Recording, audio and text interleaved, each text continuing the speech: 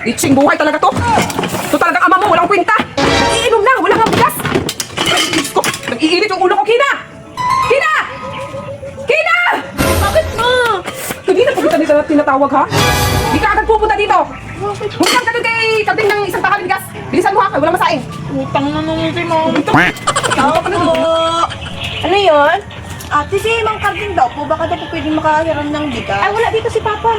Eh, pwede po daw makahiram ng bigas. Sige. Ito. Thank you po. Thank you, ate.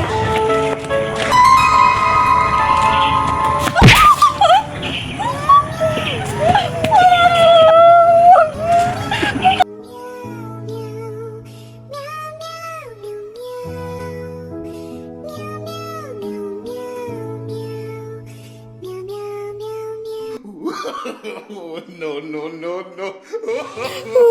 Nabubuo yung bigas. Saan? Patingin. Doon sa daan po.